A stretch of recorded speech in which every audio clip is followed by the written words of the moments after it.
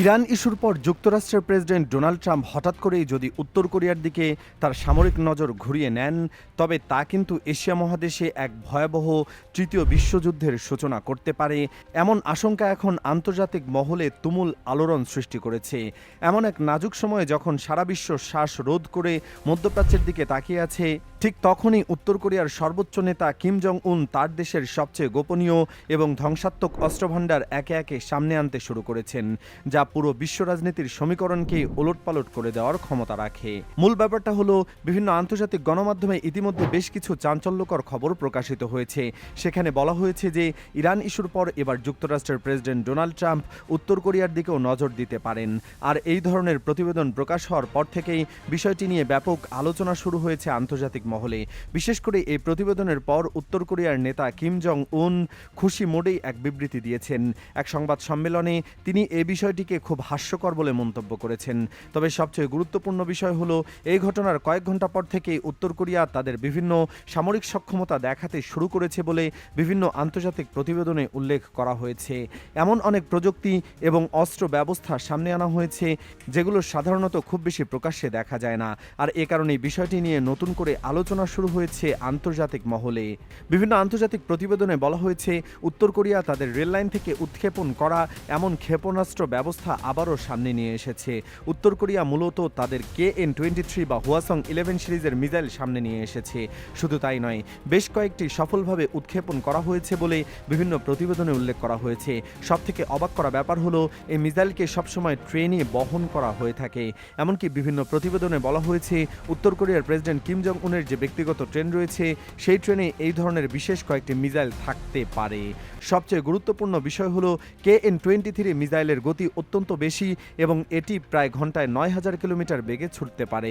শুধু তাই নয়, উত্তর কোরিয়া এই ক্ষেপণাস্ত্রকে এমনভাবে তৈরি করেছে যাতে এটিকে চলন্ত ট্রেন থেকে উৎক্ষেপণ করা সম্ভব হয়।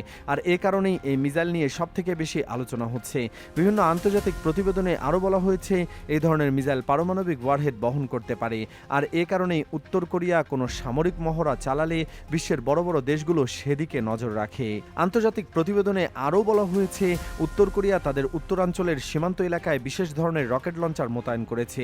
এগুলো মূলত বহু নল বিশিষ্ট রকেট লঞ্চার, যেগুলো অল্প সময়ের মধ্যে বিপুল পরিমাণ রকেট নিক্ষেপ করতে সক্ষম। এগুলো দেখতে অনেকটা রাশিয়ার BM-3 মাল্টিপল রকেট লঞ্চারের মতো লাগে। এই সিস্টেম প্রতি সেকেন্ডে কয়েক শত মিসাইল ছুড়ে দিতে পারে। এই লঞ্চারের কারণে মাত্র কয়েক মিনিটের মধ্যে বিশাল এলাকায় আক্রমণ চালানো সম্ভব হয়। এই লঞ্চারে থাকা মিসাইলগুলো প্রায় 4 মিটার লম্বা হয়ে থাকে। এগুলো প্রায় 4200 কিলোমিটার প্রতি ঘন্টা বেগে ছুটতে পারে। এই সিস্টেমের কারণেই মূলত উত্তর কোরিয়ার আকাশে কোনো শত্রু যুদ্ধবিমান, ড্রোন বা হেলিকপ্টার ঢোকার সাহস দেখায় না। এদিকে উত্তর কোরিয়ার মিলিটারি বাহিনীকেও বেশ সক্রিয় অবস্থায় দেখা গেছে।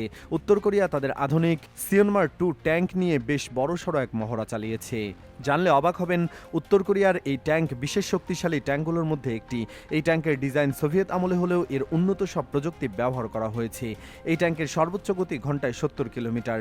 এতে 125 কিলোমিটার স্মুথ বোর কামান রয়েছে, যা থেকে গোলা ছোড়ার পাশাপাশি অ্যান্টি ট্যাঙ্ক মিসাইল ছোড়াও সম্ভব। এছাড়াও এতে 14.5 মিলিমিটারের ভারী মেশিনগান রয়েছে।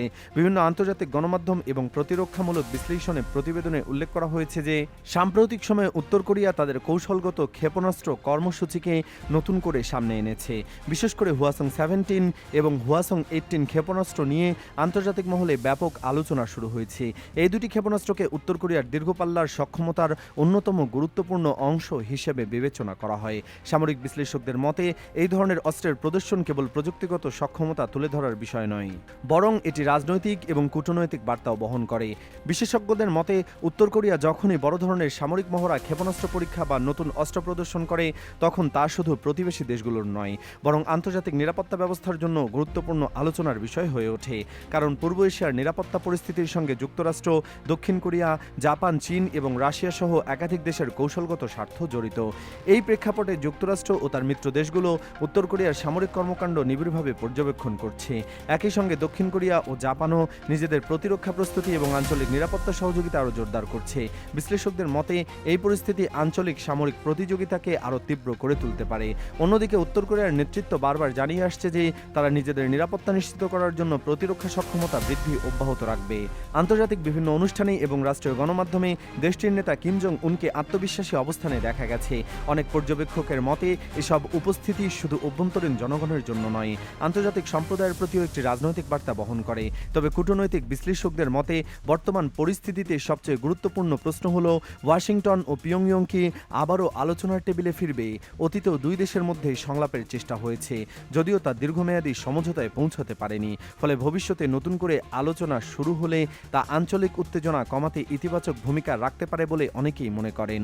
বিশেষজ্ঞরা আরও উল্লেখ করেন, উত্তর কোরিয়া ইস্যুর স্থায়ী সমাধান কেবল সামরিক শক্তি প্রদর্শনের মাধ্যমে সম্ভব নয়। এর জন্য কূটনৈতিক সংলাপ, আস্থা গঠন এবং পারস্পরিক নিরাপত্তা উদ্বেগ নিয়ে বাস্তবসম্মত আলোচনা প্রয়োজন।